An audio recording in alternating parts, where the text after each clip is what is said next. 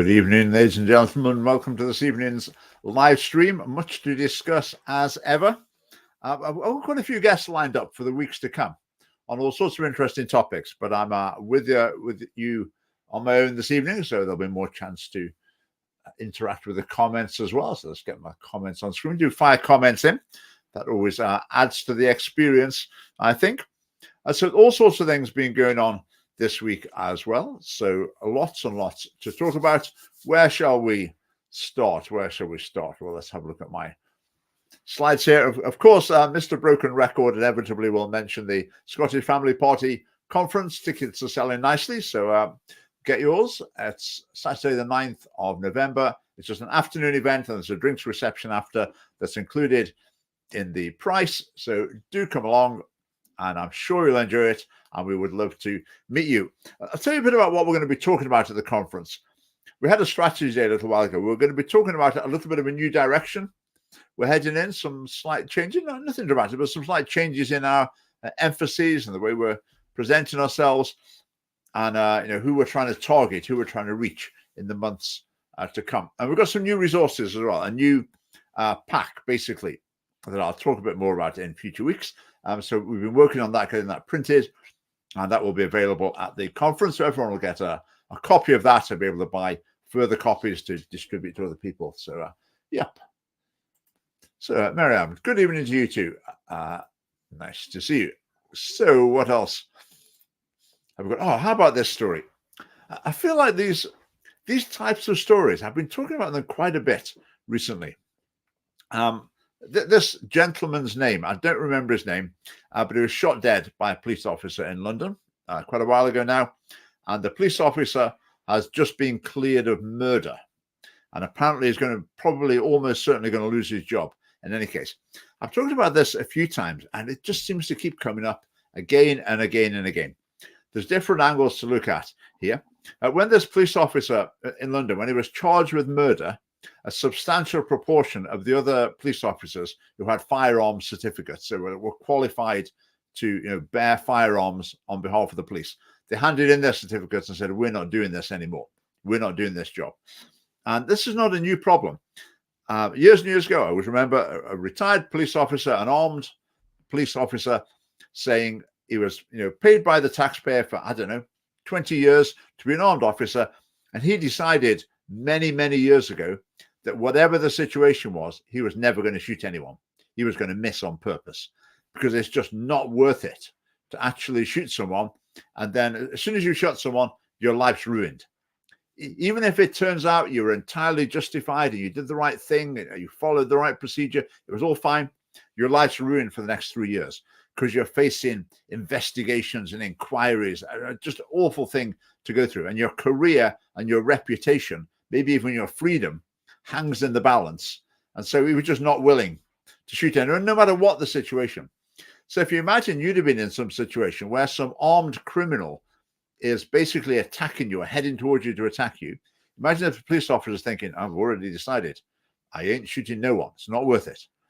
Then it's a problem. I mean, this case just seemed utterly ridiculous. I mean, this man was trying to escape by ramming his way past police cars with policemen in them. And the police, some police were out of the cars as well, trying to work out how to arrest him. And he was like violently smashing this huge car into them. So serious danger of a police officer being killed. So the armed officer, split-second decision, decided to stop it. So he shot him and killed him. And the police officer has just been cleared of murder. It's now turned out that the man who was killed was some notorious gang member who'd shot people himself, etc. So a real problem emerging there. If you're in that position as an armed police officer, I mean, is it fair to charge someone like that with murder? If you're doing your job and you make a mistake, what can happen? Well, you might lose your job or whatever. If your job is to make split-second decisions, life and death decisions, life-saving decisions about whether or not to shoot someone, that's your job. Inevitably, there's going to be situations where you don't quite get that right, especially in these sort of incredibly high pressure, time pressured environments. Inevitably, there's going to be mistakes are going to be made. Is it fair to put someone in a job saying, this is your job, It's extremely difficult, but if you make the slightest mistake, we're going to lock you up for the rest of your life. I just don't think that's fair. I think they need to say to armed officers, okay, if you make a mistake, the very serious consequences, the same as if anyone else makes a mistake in their job, you might end up, you'll lose your job, for example. But I think, do we need some sort of law to protect firearms officers from prosecution for murder? It just doesn't seem reasonable to me. So anyway, that's half of the story. The other half of the story, which I also find very, very concerning, is inevitably a black man is shot. So you end up with the family saying, oh, we think this was racist. We're not happy. We want an inquiry, all these sort of things. And it's just so routine. And the problem is that embeds in the public consciousness, what cause are black people interested in? Their cause is defending violent gangsters who end up, dying with interactions with the police. And that's their cause. That becomes seen in the national consciousness. That's what black people are doing. They're on the side of the gangsters. They fight for their rights. It's really, really unhelpful. But you can see what's happening. There's just activists who are desperate for another George Floyd story. They are desperate to get one. So every time something like this happens, they jump on this. And I think that often the families in these cases are used. Someone will get in touch with the families. We know who it is in Scotland. It's our lawyer friend. But in England, I'm sure it happens as well. So people get in touch and say, all right, we'll help you. We'll support you. We'll help you to get your message across. And basically, they're being used for political ends. And it's an unedifying spectacle, I think. I mean, really, if a member of your family is shot dead by the police while basically he's trying to escape arrest in an extremely violent manner, and it turns out he's a notorious gangster and he's shot people himself, what should your response be as the family? You probably should be a bit embarrassed, really. Maybe not wanting to appear before the media in particular. Quite a difficult situation. But this gets turned on its head again and again. And so I think it's extremely, extremely unhelpful. Right. Jean, yeah, if he'd stop and ask, there would not have been a problem. Absolutely. Absolutely. Why didn't he stop? Well, he'd shot someone a couple of days before. So who is probably realizing the stakes are very high. If he gets taken in by the police, I mean, that could be him in prison for, well, decades, maybe. So, yeah, he was desperate. And so he reacted like that. Anyone resisting arrest, I think, in that sort of violent manner, really hasn't got much of a leg to stand on for what happens to them thereafter. So, yeah, very, very unfortunate situation. And it just keeps happening again and again. And what's going to happen eventually, there'll be a situation where there is a case where there might be, the police officer didn't quite do the right thing or whatever, and then it will be leapt on, it will be pushed by activists, and we will go through all that cycle again. These things need to be dealt with without any reference to race at all. At all. I mean, I can imagine there'll be some sort of inquiry, and the officer who shot him, he'll be sat in front of some official who will say to him, right, when the man was driving this large, fast car at your colleagues, attempting to smash them out of the way, and there were colleagues on foot and in cars, and you decided to shoot him, was that because you were racist? That's what's going to happen. Inevitably, that's what will happen. And there'll be an awful lot of people in Britain, sadly, thinking, oh, yeah, of course he is. Come on, say yes, say yes. Come on, that will support our cause. But yeah, very unfortunate. Right, let us move on. This was interesting. Keir Starmer has been a proponent of, I'll call it assisted dying, just because Google, YouTube's artificial stupidity in particular, apparently doesn't like you saying the S word. So I'll call it the ridiculous euphemism of assisted dying. So there was a case when he was Director of Public Prosecutions where a doctor had basically caused the end of life of a patient, and it was brought forward as a crime to be prosecuted, and Keir Starmer said it wasn't in the public interest. Didn't really matter. Whereas it would have been murder or manslaughter. Did that not matter? Thought they were quite serious crimes. I thought the general understanding was that they're quite important things, but not to Keir Starmer. So it was a very interesting discovery that someone's dredged up from Keir Starmer's past there. But he's quite enthusiastic on the whole thing. I think the campaigners on the issue in Scotland, I think campaigners were thinking, we're in with a chance here. We might be able to stop this. And, there's a sort of balance with the MSPs. A lot of them seem undecided. Who knows? Maybe this is not going to go through. Maybe it will. But I think in the UK Parliament, the feeling is with the new mass intake of Labour MPs, this could pass quite easily and very quickly. So I think it's quite a shock for a lot of campaigners. Having spent years opposing the bill in Scotland, that's really gone along at a snail's pace. And maybe you're thinking this is ever going to happen. Then all of a sudden, the floodgates are opened thanks to the Labour supermajority, and we'll see how that turns out. Now, on the same topic, actually, I was quite surprised to see this on X this week. John Swinney still wrestling with his view on assisted dying. Now, I'd understood that he was opposed to it. I hadn't heard him say it myself, but people had said to me that they knew that John Swinney was opposed to assisted dying. So apparently he's having second thoughts. Now, I wonder why that is. I'm always quite cynical with politicians because at his sort of level, they have a lot of advisors and they'll be saying, this is what we think you should say. This would be a good line to take. Now, in John Swinney's situation, whatever he might decide in the end, his advisors might have said to him, it will come across best if you say you weren't sure at one point, then eventually you just about made your mind up. That might make you seem a bit more reasonable. People might be a bit more understanding of that, even if they disagree with you. So maybe your advisors have said that. Maybe he is genuinely wrestling with the issue.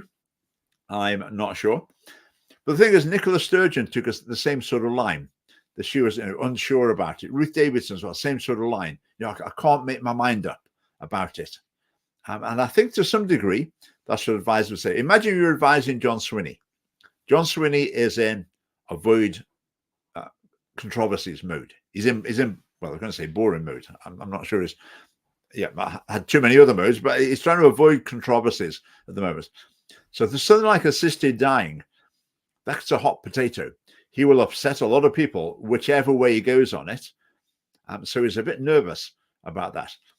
So which way, if he's going to go one way or another, which way will cause him least damage?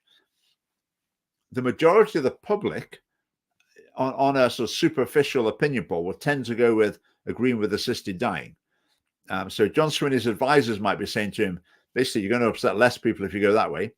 But maybe the people who oppose it, maybe they've got stronger opinions. So you might upset less people, but they'll be more upset. They'll be more concerned about your decision. I mean, maybe you'll try and steer a middle course and say you couldn't decide and abstain in order to try and maintain broad support for him as First Minister.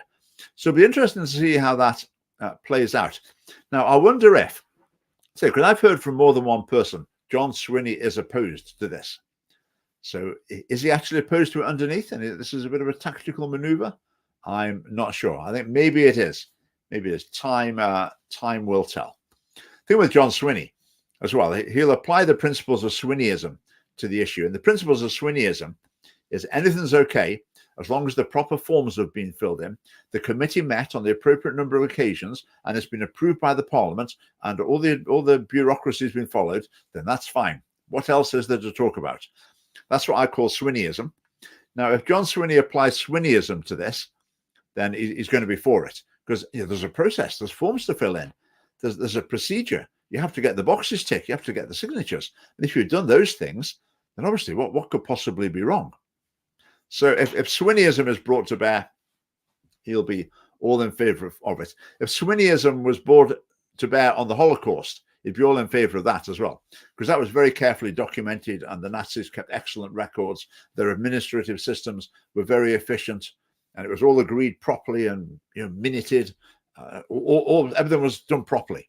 So under Swinneyism, it's well, that's fine. That's fine. Everything was good, so that can just go ahead. Right. Good evening, David Kirsty, Mr. Scotland. Kirsty, what did you miss? Well, I just talked about the police officer who just been, well, I'm going to say let off, found not guilty of murder for basically doing his job.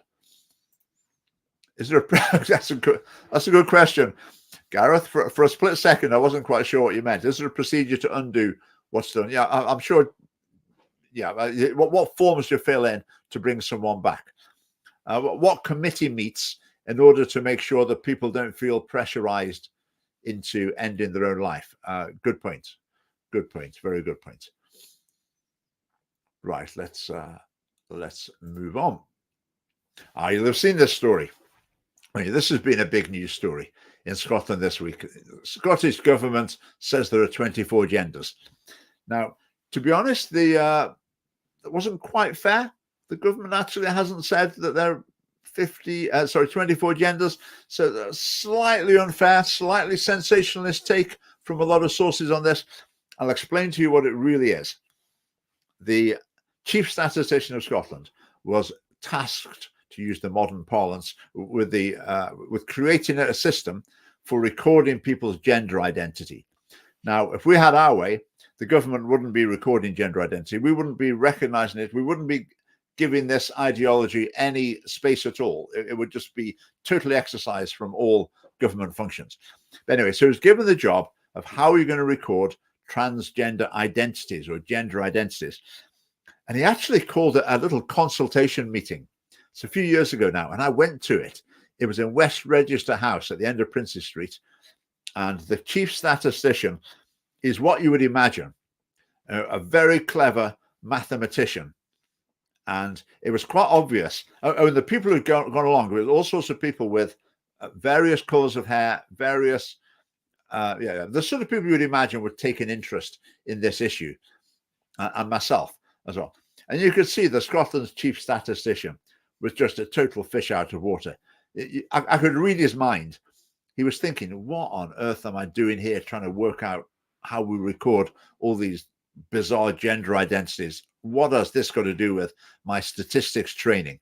And you could see that he was just not wanting this at all. He wasn't really comfortable talking about it, and he probably would have done anything just to get out of the whole thing and make it go away. But he works for the Scottish government, so he can't do that. So what he had to come up with was a system. So any organization, any government organization, if they're going to ask someone about their gender identity, transgender identity, whatever, it's basically told them how they do it, what questions you have to ask. And for gender, it could be male, female, it might be trans man, I can't remember. But then there's an other box where people can just type in whatever they like. And what he's done is he said, when people type in whatever they like, these are things they're likely to say. And then he gave them a number code, so it could be entered as a number into the system, so they can analyze the statistics more effectively, which is a perfectly reasonable thing to do. So has the Scottish government said there are 24 genders? Not really. Not really. It's just that they're asking people about their gender, and they've said, these are the answers we're going to get. This is how we're going to record it. So, yeah, a significant degree of sensationalism. We had Elon Musk, J.K. Rowling, an article in the Telegraph. I mean, it's been all over YouTube, this thing, but slightly unfair to the government. But they deserve all they get in any case, because they push this ideology to school children. So if you push the ideology of gender fluidity to school children, then, well, I mean, who cares what you want people to write on a form? That's a pretty trivial side issue, isn't it? And that's one of my perennial frustrations in politics, because the Scottish government teaches children that you've got a biological sex, and then you've got something else called a gender identity, and the gender identity can float free of your biological sex if you feel it does. And if you do feel it does, then that's perfectly normal, natural, and healthy, and we're here to help you with that process. That's just great. That's a really dangerous message. Now, my frustration is, when the government introduced its guidance that made this clear, when the government introduced its sex education resources that made this clear, that was a big story, a really big story. It was a hot topic, lots of people talking about it. Now it's just in place. The damage has been done week by week, not getting much attention. So anyway, yeah, so that's the 24 genders. Now, the next thing I'm going to talk about is, definitely more. Yes, of course. It wasn't 86 that Facebook come up with or something, but I would just write a new one on here. Autigender. How about that then? Autigender. I'd never seen that one before, but there was an explanation on the spreadsheet. Yeah, this was pretty buried in the government website, by the way. Whoever found it for the first time were doing some pretty serious searching for it. Autigender, that means gender identity related to autism. I mean, a lot of young people in particular who think that they're transgender, autism is a factor in their life. So to say to people, you can have a gender identity that's related to your autism, is that not just a real open invitation to people who inevitably think, right, am I a boy? I'm not sure. Oh, I'm autistic. I know I'm that. So autigender, maybe I'm autigender. I mean, the fact that something like that makes it into the mainstream is just utterly bizarre. Yeah. Not Audi gender. Audi gender might be coming soon. We shall see. Right, continuing the theme of slightly unjustified sensationalism. My thinking at the moment, where I'm at the moment, I'm sort of a bit bored of sensationalism, because I feel that online in particular, there's a constant barrage of, this is the most outrageous thing yet. This is really awful. Look at this. This is the most terrible thing yet. You wouldn't believe what they've done next. And sometimes it's sort of a fair point, but it's always presented as it's like the shock horror. And it's because that's what people click on. It's clickbaity. And a lot of political content on YouTube in particular, maybe on X as well, what succeeds is what makes people angry. What makes people angriest is what people generally tend to go to watch. That's what they like, especially if it's presented in the other side is so really, really stupid, unlike us, and look at what stupid thing they've done now. Sometimes, okay, that's sort of justified, but it's maybe not the most helpful way of characterizing it, either because it might not be quite true. Maybe they've got some reasons, but they're just wrong in some other way. But maybe it's not the best attitude for individuals either, to feel that people on the other side are just total morons who can't do anything right. And how can anyone possibly imagine anyone could be so stupid? So, yeah, personally, I'm tiring a bit of the sensationalist side. But this is another example a little bit. I'll talk about this at some length. It's quite interesting. So this is a man in, I think it was in Bournemouth. I'll tell you his whole story. So he went and stood outside an abortion clinic where there's a PSPO, effectively a buffer zone law, or local buffer zone law. And he went and stood in the buffer zone and closed his eyes, put his hands together and prayed. And the police came along and spoke to him and said, what are you doing? And he said, I'm praying about, and he said, I can't remember the details about it, but it's nothing to do with abortion. He said he was just praying about something else. So the police thought, all right, okay, maybe he's not here trying to influence people about abortion, so we'll leave him to it. And then he went back another time and did the same thing, stood there with his hands closed, head bowed, so obviously praying. And the police went to him this time and said, what are you praying about? And he sort of implied that his prayer was related to abortion. So the police thought, well, this is breaking the law. You're not allowed to be here on some sort of pro-life basis that could influence someone. And so they arrested him, and he didn't plead guilty. So it went to court. They found him guilty. He was given a suspended sentence. He was ordered to pay some costs. And it's been reported very widely as a thought crime. Right, was this a thought crime? Was he prosecuted, convicted, merely for what was going on in his head? And I don't really think so.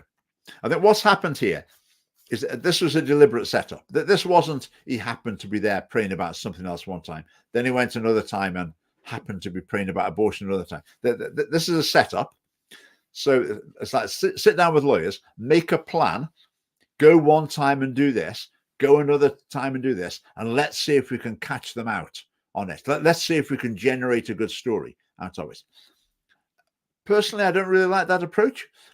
I mean, my approach to the buffer zones is that the reason the vigils are next to the clinics is partly it's an appropriate place to pray. It's partly as a statement, just to prick people's conscience, to remind people of what's going on. This is a really serious moral issue.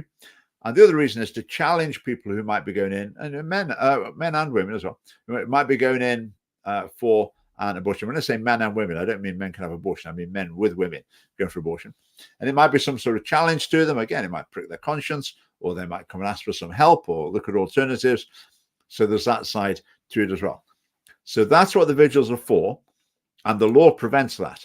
The law says you can't do anything that could be influence, that is an attempt to influence people going for abortion. So even silently praying is fine, but appearing that you're praying is not fine, because that could influence someone. Now, if we just put ourselves in the mindset of the legislators for a moment, or the parliamentarians, is it true that if you're going for an abortion and you see someone at the other side of the road with their hands together and their heads bowed, you know that's a pro-life activist? Almost definitely that's a pro-life activist. And that's what the law is supposed to prevent. Now, the law is totally wrong. There should not be Buffalo its own laws. It's totally wrong. But if a person got arrested for doing that, they weren't arrested for praying in their head. They were arrested for looking like they were praying. Now, again, if someone standing outside the abortion clinic, even if they were actually thinking about something completely different or praying about something completely different, it shouldn't actually matter, because it looks like pro-life activism, and according to the ridiculous law, that's what matters. Now, with this gentleman, I would suggest the police's mistake, from their point of view, from the point of view of the law, is that they should have warned him, or maybe even arrested him, when he was praying about something completely different, because he was looking like he was praying, and people would think he was praying about abortion, and they would think he was there to make a pro-life point. So this has been very widely reported. You see, there's thought crimes in this country now. He was arrested just for what was going on in his head, and that's very misleading. It's very misleading. Now, he would say it was for what went on in my head, because when I did the same thing praying about something else, they didn't arrest me. But when I prayed about abortion, then they did arrest me. So it was what was going on in my head that made the difference. Well, I think maybe that the police's mistake was they ought to have been arrested the first time under the ridiculous law. So I think the buffer zone law, it is not a thought crime. One of the MSPs said about the buffer zones when talking about in the Scottish Parliament, he said, what if I'm going through a buffer zone on a bus and I'm praying in my head about abortion? I could be arrested. No, totally wrong, totally false. That's not true. It doesn't matter what's going on in your head. What matters is if people can see that you're doing something to influence people accessing the abortion service. That's what the law is about. Say totally wrong law, but that is what the law is about. So yeah, as I'm feeling, I'm not really comfortable with this idea that you set up a situation in order to get arrested and try and make a legal point and to get these sort of headlines. I don't like that. I don't like that. If a law is unjust and you want to make the point by breaking the law, just to demonstrate how it's working and how unjust it is, then go ahead and break the law straightforwardly. Because I think it's been presented as he would just happen to be there praying, but I very strongly suspect he didn't just happen to be there praying. Say this was a setup in order to get arrested, in order to generate a legal case, in order to generate a headline where you can claim this as a thought crime. And I say, personally, I'm not much for that approach. When all the people doing it, they're on my side, and the big issue is abortion, killing unborn children. That's what really matters. But in terms of this relatively minor side issue of buffer zones and how to respond to them, I don't really agree with this approach. Yep, let's move on from that. There's a visiting chaplain with a clerical collar, seen as offensive. Now, I think it's certainly the law in Scotland, which is the one I've looked at closely. I think that could be a bit of a grey area. If it was someone was just walking in, then I think that would be no problem. If a person with a dog collar stood on the opposite side of the road, then according to the law, as I say, the law's totally wrong, but according to the law, I think it would be reasonable, potentially, for the police to look into whether or not that person was there with the intention of influencing people, or the fact that he was standing there might it influence people even though he wasn't intending it, because that could still be illegal. So I would say, legally speaking, there could potentially be grounds for the police to say to someone with a dog collar standing opposite an abortion clinic, you need to go, you can't stand there. And they would only be arrested if he refused to go. So that is a slight grey area. But just to emphasize, though, the law shouldn't exist. I'm just explaining what I think the law in place actually means. Our local hospital has a buffer. Anywhere that deals with abortions has a buffer zone now.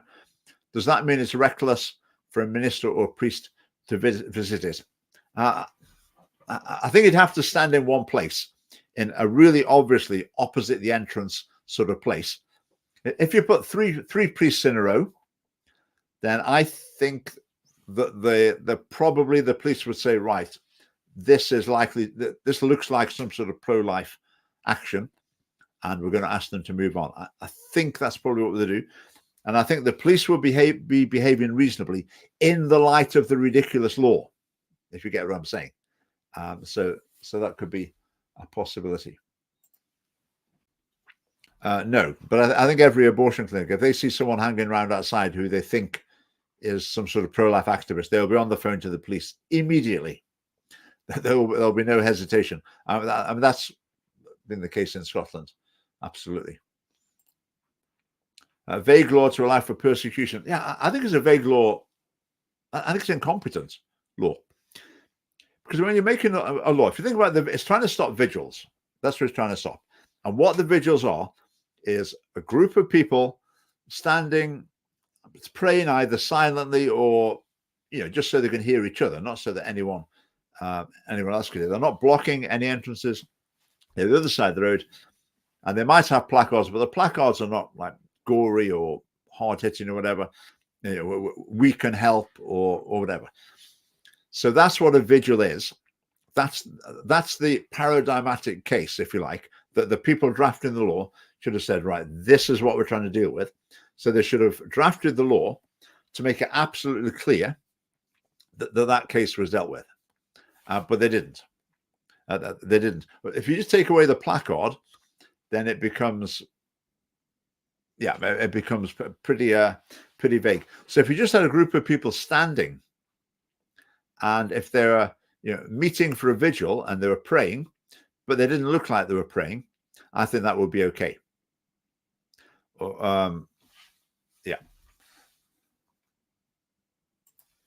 Right, Mark.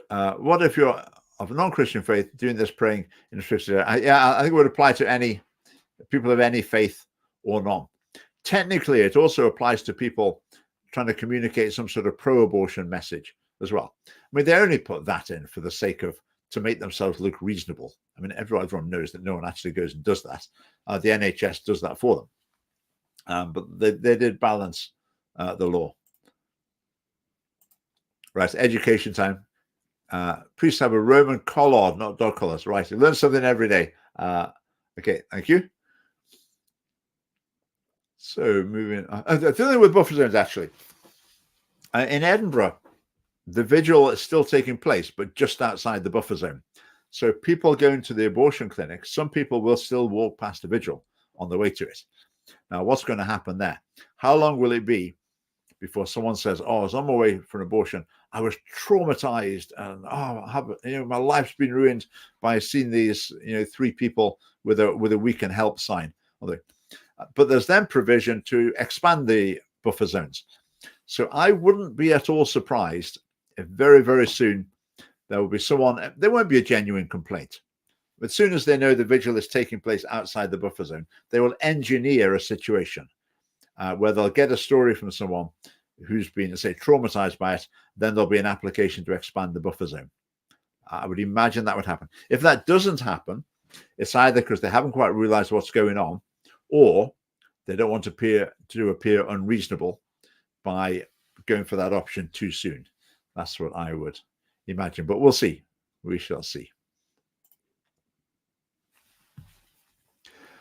Right, this was an interesting headline. This was in the Herald. You probably saw this story. Scottish government giving, I think it was £12.5 million to schools in Africa, Malawi, and some other schools as well. Now, there's questions about that because international aid is not a devolved issue.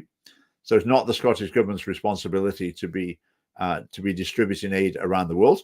Scottish MPs have a say in that issue at Westminster, and the UK government gives massive sums of money to foreign nations and organisations in other countries. So I think there's a question mark whether the Scottish Government should be doing this at all. But anyway, so that's what they did.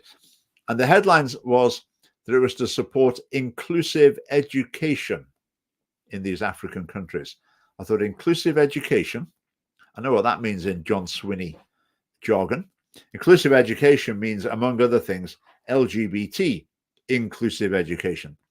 So I did a bit of research. I looked at the government document and read through it, and sure enough, that's what's there. So the Scottish Government has been giving money to African nations to promote its LGBT inclusive education. In other words, LGBT content in every subject at every level, getting that transgender message in. I mean, what came to mind there? Remember the documentary that Matt Walsh made, What is a Woman? And had a scene where it had some African tribesmen, and he was asking them, what's a man and what's a woman? Can a man become a woman? And all these sort of questions. And they were just, the tribesmen were just bemused. They were saying, what on earth are you talking about? But John Swinney, maybe John Swinney saw that. And he thought, oh dear, we've got a problem in Africa. We need to go and enlighten these people. We need to be missionaries.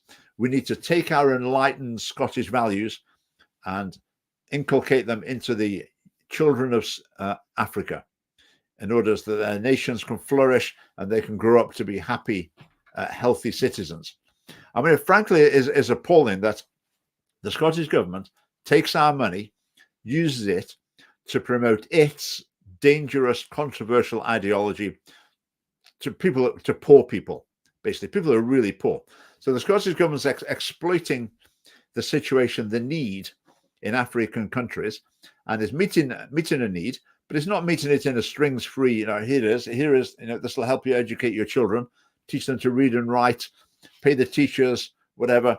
It's not that. It's no. It's right. Here's your money to put things in practice in line with our ideology, which I think is very, very sinister. Okay. So we've got Scottish Government just want to pretend they're big hitters on the international stage.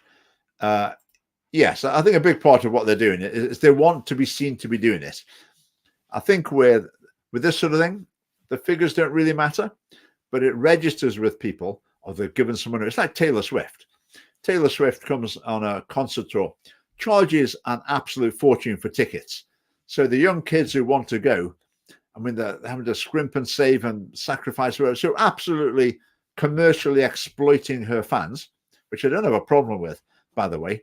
I mean, if you're a popular artist, then you charge what you like for your concerts, and if people can't afford, they don't come. I've got no problem at all with that. But then she gives a bit of money to a local charity or two, and the impression that the media reports, Taylor Swift, the philanthropist, has been in town and she's given some money to some little charity who say they're very grateful. But in the public perception, there's two stories. Tickets are expensive. She gave some money to charity. And to the unreflective human mind, that sounds like things have balanced out, haven't they? But they haven't balanced out at all. It's just, to some degree, likely to be a bit of a PR exercise. Taylor Swift has said making huge sums of money out of her fans, but likes to show another side as well. Right, I've got quite a few new names coming up here. Hello, Tom. The ever-increasing letter community, LGBT, excludes many of the aforementioned genders. They only get an A, a plus, instead of their own designated letter. Yes, this is true. This is true. I did see, which is in Canada, there's an LGBT, and the letters carry on. If it went with 2 lines of A4, it was quite amusing. Yeah. Okay. What have we got next? A very interesting piece of research I came across. This was from the Coalition for Marriage. If you don't follow the Coalition for Marriage, you'll get the newsletter. I would recommend it strongly. They get really good material, very interesting. And this was about some research from the United States. And they were looking at the demographic decline. Basically, reproduction rates are below replacement. So barring immigration, population is going to decline in all Western nations. Fertility rates are falling all over the world, even in Central Africa, where people have the most babies. Generally, they're falling, but in a lot of developed countries, they're falling at a catastrophic rate, and it's going to be a major, major problem for those nations as they become dramatically poorer and haven't got enough workers to support their aging population. So very, very serious problem. And what this research looked at in America was it looked at now compared to, I think it was about 25 years ago, say, and they looked at how many children people, women who are married and stayed married through life, how many children they had. They looked at how many children women who are married but then divorced, how many children they had on average, and they looked at how many children women who never married had on average. And they found that between 25 years ago and now, basically those figures were the same. So a woman who gets married and stays married for the whole of her life has as many children now, on average, as they did 25 years ago. And yet the fertility rate plummeted.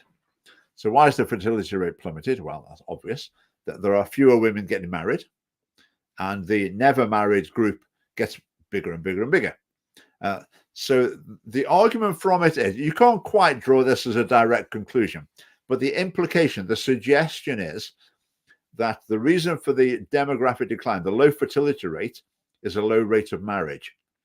And if a culture of marriage could be restored, then the fertility rate would be restored. The thinking being that for a lot of women, understandably, they're reluctant to have children until they've got the solid commitment of marriage, or it should be the solid commitment of marriage. Because if a relationship splits up, it's often the woman left holding the baby, for example. It can be very difficult for her. So marriage results in women having more children, families having more children.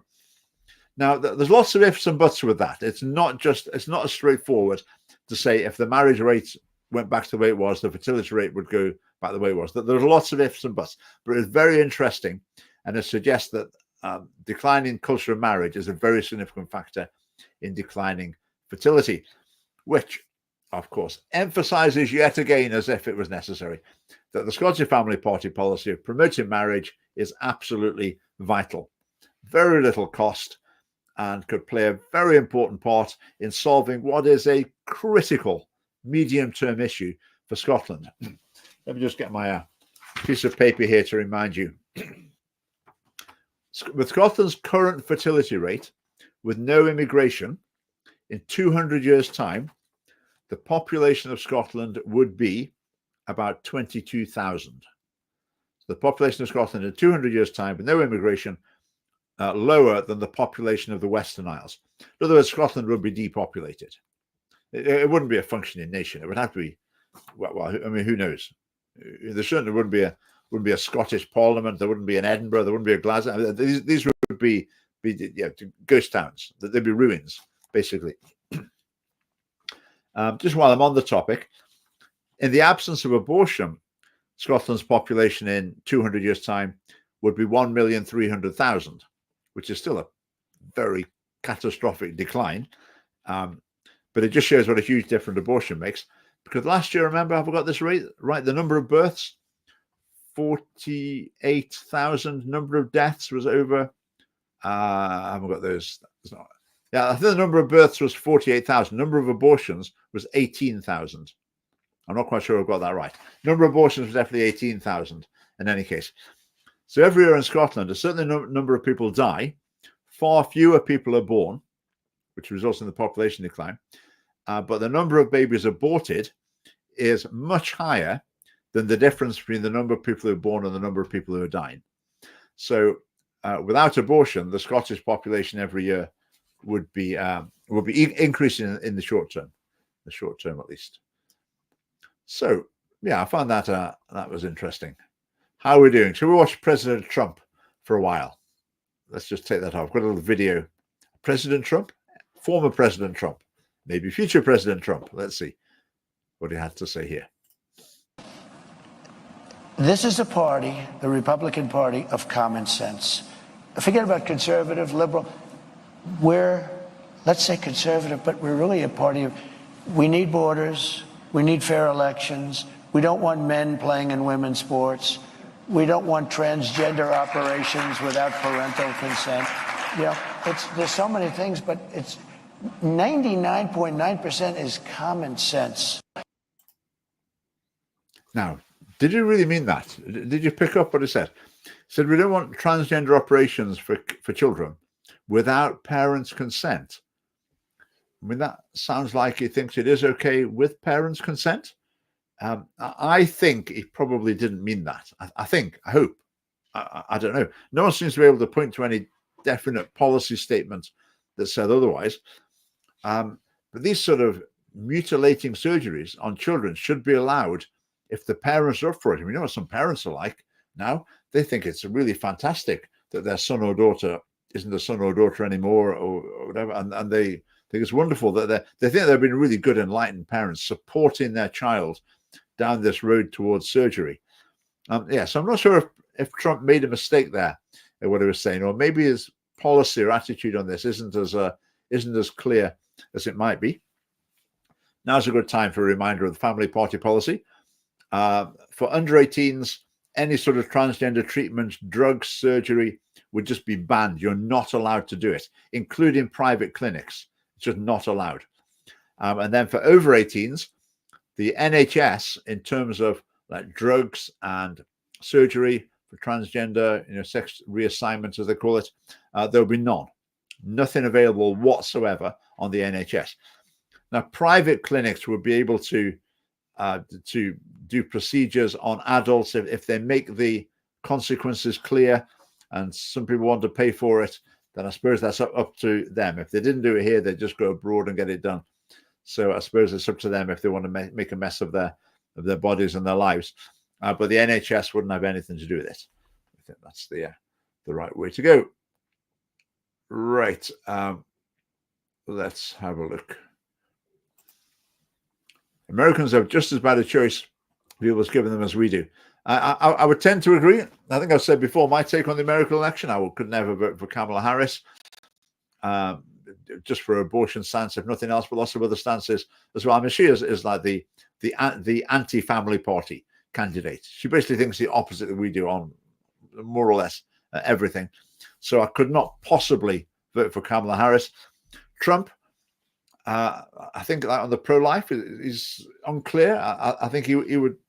Well, what does he actually believe in his heart of hearts? I don't think he is really pro-life. I think it's a tactical game for him. I think currently that the advisors are saying you've got to back off the pro-life issue. You just got to be a bit more gentle about it, be a bit more middle of the road, and that's what Trump is doing. Trump's character, major concerns, some of his other policies as well, quite concerned about.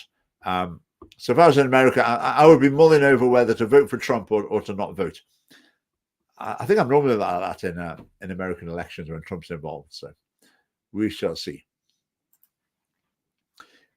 Yeah, I think the thing with Trump is he says crazy things, but then doesn't get anywhere near to doing them. Now, I think to be in that sort of power, to be even saying the crazy things, is potentially very, very dangerous. On the other hand, sometimes maybe that can be strategically a good move. If you're negotiating with someone, if you're convinced that they're absolutely rational and you can predict their next move, and this is like a game of chess, then that's one game. But if you're dealing with someone who thinks maybe a bit volatile, maybe they're a bit crazy, you never know what this person's going to do. Maybe that's someone that you think, all right, we better be a bit more careful here. We don't want to upset this bloke. I mean, he could do anything. He's a bit crazy. So sometimes in negotiations, there can be a benefit in being the one that's seen to be a bit unpredictable. The person who might, you never quite know what they're going to do. I mean, yeah, but he says ridiculous things. But then when it comes to running the country, I say I don't really think it follows through with them. A poem. Aha. Right. This is what's called a recitation then, I think. I'm not very good at this. Poem from the SNP. Nay, so smart no more. They chucked all their children to the floor till the SNP came to power. Then Scotland began to flower. I think that improved as it went on. I like the last line best. Till the SNP came to power, then Scotland began to flower. Right. When you're all sitting in the Scottish Family Party conference, on the 9th of November and I give my speech at the end of it, you might well recognize that comes through. Till the SFP comes to power, yeah, so the SFP came to power, then Scotland began to fly. Very good. Was that you or was that an AI that wrote that? I have asked AI to write some poems. They weren't very good, actually. So I think that was a genuine Gareth effort. Okay. Only 10 minutes to go. Time flies, doesn't it? What am I doing? Right. Honesty here. I just talked about that. Right. John Mason. We've been keeping up with John Mason's story. He's decided not to appeal. He must have been listening to me because I said there's basically no point because part of the reason he was expelled was to appease the baying mob that would have been outraged if he hadn't been. So the possibility of actually saying we've changed our mind or letting him back in, oh dear me, there would have been hell to pay for the SNP. So there was no way they were going to let him back in. So I think he's made the right decision there, not appealing his expulsion from the SNP. But what he's saying now, this is the remarkable thing. He's saying he still supports the SNP and he still encourages people to vote for them. I really struggle to get my head around this. So the party that just kicked him out, basically, sort of, I would say, for not being anti-Semitic enough, John Mason is still saying people should vote for them.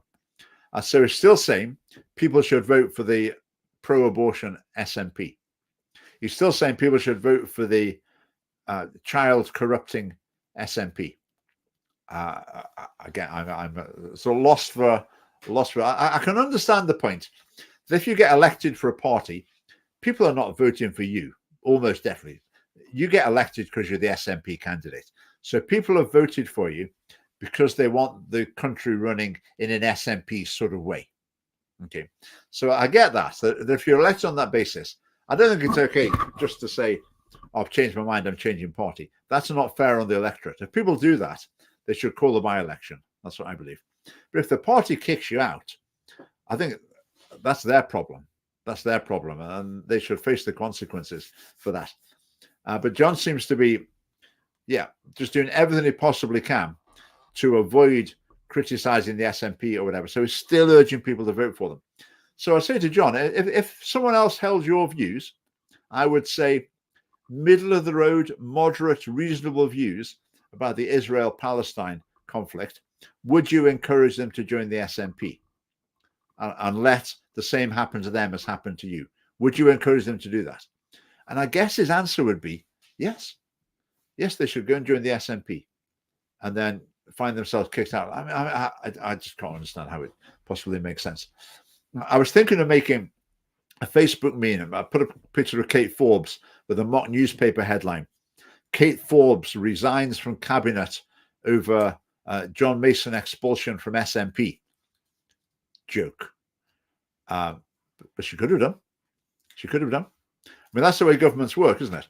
If you're a member of the cabinet or a member of a party, then if the decisions taken or the policies adopted are ones that you cannot align yourself with, you cannot support them, you cannot enter into share collective responsibility for them, then what you ought to do is to resign from that.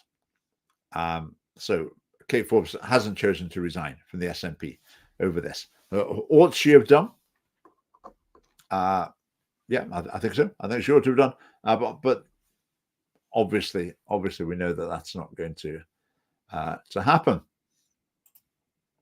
I think so too. Has anyone got any contacts at the Scottish Rugby Union? We need to suggest it to adopt it for singing before international rugby games. Yeah, I think that's a very, very good idea. Right, Mr. Tars or Mrs. Tars or Ms. Tars. I think, Richard, you accidentally banned my main account, Blazing Stars. Can you ban it on what? On StreamYard, on this? It's very unlikely we've done that. So I don't know what's happened there, but it's very unlikely. Some people carry a huge personal vote. They do, but how did they get that personal vote? Sometimes it's because they got elected because they were the Labour candidate, but then as the Labour candidate over a long period of time, they build up really good connections and they do generate that. So often that's that's built up after they've got elected, I would say, in general. If you look at the general election, look at some people who lost their seats. They were surely very popular in their constituencies. So I think in general, the vast majority, before the Families Party started, I'd voted in lots of elections, and I had never known the first thing about any candidate I ever voted for. I just voted for the party. And I think I'm probably like the vast majority of people in that regard. Right. Okay. That's John Mason. This was funny. This was in the Daily Express. The Humanist Society of Scotland seems to have woken up again. They've been dormant for a very long period, which is no bad thing. But they say that their mission is to, be good people. We're going to show that we can be good people without religion. But they don't spend their time being good people without religion. They spend their time attacking any and every manifestation of religion, particularly in public life. So their claim is that Christian churches have got too much power over the SNP. How they work that out, I do know how they work it out. I'll tell you how they work it out. They work it out because John Swinney visited a church and did a little interview with someone. It was a Catholic church. They probably invited him, and he went along and had a chat. Little interview was a little bit challenging in some ways, only a little bit, but a little bit challenging, and that was that. I mean, that's the sort of thing. How often do you see politicians having their photograph taken at the mosque or the temple or whatever? Very, very commonly. I mean, Nicola Sturgeon seemed to be never out of a mosque. So they went to visit a church in a community. I mean, so what? But the Humanist Society think, all right, we've caught them out now. We can see what's happening here. They're getting too much power over them.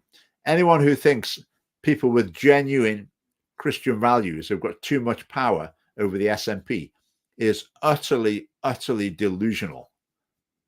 Absolutely. I mean, I know like some churches or some parts of some churches, I mean, what they believe is fairly unrelated to traditional Christian teaching. Now, if someone said that, they'd have a more credible case saying, some of the really liberal churches in the Church of Scotland, how come the SNP's policy lines up perfectly with everything they say? These liberal churches, they're running the country. The SNP's bowing to their every demand. Yeah, no one ever says that, do they? So why not? How are we doing? We're almost there, but I've got a couple more slides. I saw this one on X. I've seen a few pictures like this. It's worth commenting on.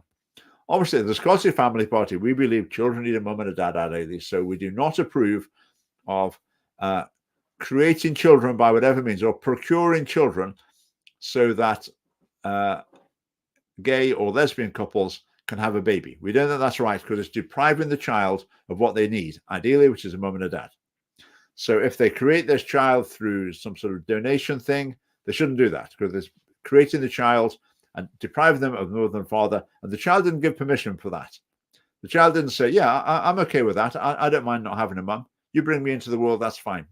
Who cares about a mum? I'll be just fine. So the child didn't consent to that. That shouldn't happen. If it's adoption as well, that's not ideal either. Because, say, the children, even if it's not their biological parents, then the next best thing can be an adoptive family, and that can be a really great thing, very noble endeavor. But the point of this picture is, as I'm sure you can see, is the way to like aping a genuine newborn image. It's like the mum is in bed, covered up, having just given birth, probably looking a bit more stressed and flushed than that gentleman appears to be. Probably, I mean, sometimes you see like a bit of blood smeared here and there as well. They haven't quite managed that. But that's what they're doing. They're trying to recreate an sort of in the hospital, just given birth sort of picture. And I think that's just a little sign as well that something's going wrong here. The fact that they feel they have to try and recreate the real thing, that there's something in them that they know it's missing. So they're trying to recreate it as an absolute fantasy. So, yeah, I mean, keep your eye open for those sort of pictures. I would agree. It is creepy, but it just shows that something's not right about the whole thing. It's trying to put on a show. It's trying to create something that just isn't true. Try this one was I don't know where this is. Anyone know where this is? This was in Edinburgh, apparently. And the resident in this house is an artist, as you can see. So there is a large art installation in the front garden and around the side of the house. Now, also, I say it's quite contemporary art. I would say I can't quite discern the full meaning of it, but I would assume it needs a little plaque with some pretentious gibberish on it, so that we can understand that it's about the juxtaposition of the modern world with the way technology is interfering with our human. I don't know. It needs a little plaque to explain what it's about. But obviously, some cutting-edge modern art. And the Philistine neighbors are complaining about it. They're saying this is just a heap of rubbish and it needs moving. Now, I would imagine you're probably on the side of the neighbors, which I am as well, obviously. But my comment was there is the person who made that could probably get a grant from Creative Scotland and they could be paid to make a few more of those. But if anyone knows what that is, I'd be quite interested to go and see it. Creative Scotland has really been in the firing line recently. There have been calls for it to be shut down. You know, it funded that porn film a little while ago, but routinely, inevitably, it funds politically skewed content. And it's a cozy club. And if you say the right things, you'll get your funding for your play. The thing does just need shutting down, as does that pile of rubbish needs moving as well. Right, so look. Because I must be an artist. Yeah, that reminds me of, I told the story, didn't I? I was in Blantyre. There's a street in Blantyre where, okay, it's an exaggeration to say every house looks like that, but it's nowhere near as much of an exaggeration as it ought to be. It was absolutely awful, really awful. So, yeah. Modern art lacks beauty. It certainly does. Scottish family party policy is that if there's going to be any funding by the government of art, it should be uplifting, I can't remember, uplifting, beautiful, and accessible as well. People should be able to understand what they're looking at. If it needs a little plaque next to it with some pretentious gibberish on that doesn't actually make any sense, in any case, then that's not art. I find generally, this is not a hard and fast rule, but it's a generalization. If you want to see the most beautiful art, the place to go is a commercial gallery, because they sell things that people want to buy. And if you go and look at that, you'll see things that actually I would maybe like to buy that as well, because that is really good. I like that. That is lovely, or there's a certain message or whatever. And so often the best art is where people go and pay for it. The art that's selected by committees of government appointees often not so great. Not so great. Okay, let's have a look. Let's leave that one for this week. It's 22:03. I'll maybe say, no, I will talk about this. This is something, I'll finish with this one. This was something I want to bring up with relation to the Israel-Palestine issue, because what's happening in that conflict, I think this is quite universally accepted, is that Hamas and Hezbollah as well, they site their military facilities in, underneath hospitals, underneath schools, in residential areas. And it's absolutely deliberate. And the reason they do that is that if they're attacked, it generates headlines that the BBC are then very happy to put up. Israel fires missile at hospital. Then in the small print, it will be Israel said there's a Hezbollah, a Hamas base under the hospital. So it seems to be quite an effective tactic. And it reminded me of a little philosophical conundrum I came across a while ago when I was studying philosophy. Now, this is quite a difficult one to talk about, because it's talking about such horrible things and using them as an illustration. So don't think, how can he say that? This is a little thing you can think through, and I think it can help us to clarify our thinking about it. So I'm not going to apply this to any situation. I'm just going to explain the little scenario to you. I remember in a philosophy once, and it was saying, right, what would you do? But if we go back to the Second World War, let's say that the Nazis took a child and strapped them to the front of every tank that they had. And when they were sending the bombers over in 1940, they put a child in every bomber, and they told the British, In every bomber we're sending over, there's a child. So if you shoot one down, you're killing a child. Our tanks, if you fired our tanks, you're killing children. Okay. Now, has any regime ever been so evil as to do that? Well, Hamas are pretty close, but I don't know if anyone's actually done that quite so literally. So if someone's doing that to you, what do you do? And the thing to think about is if you think, oh, well, you can't shoot, you just, it will be wrong. You can't fire at a tank if they've strapped a child to the front of it. You've just got to try and do something else instead. That would mean that to a nation that took that strategy, all you need to do to defeat them is to do exactly that: invade and put children on the front of every tank, and you're going to win. So that's a situation where the defenders, awful though it would be, much as they would not want to, and appalling as they might feel about it, they'd be very reluctant, that they would still have to defend themselves and would have to fire at those tanks. And their defense would be the doctrine of double effect, which I think is a very effective. Yeah, I think it's correct. I think it's a good moral principle. I think it's quite prominent in Catholic moral thinking in particular. But the doctrine of double effect says that it's acceptable to do a good thing, to do something that is morally justified, even if in doing it, it might have bad consequences. That it can, in some situations, be okay to do the right thing, or a thing is proper to do, even though it would have bad consequences. But what is not okay to do is to do a bad thing because you think it would have good consequences. Now, what we'd have here, if the bomber's coming over and they've said that they're putting a child in every bomber, if you shoot the bomber down, you're doing a good thing. You're trying to stop an attack that would kill other people, and they've got no right to be dropping bombs on your river. So you're doing a good thing, and it would have a negative consequence potentially that a child would be killed. And I think in that situation, I say the doctrine of double effect would justify that. Now, I think because this has been thought through, I think if a nation did actually say, if people did actually think there was a nation that wouldn't fire on an enemy if they just put children at the front, if they thought that, then that nation would effectively be defenseless, because there will be an enemy who is ruthless enough, evil enough to do that.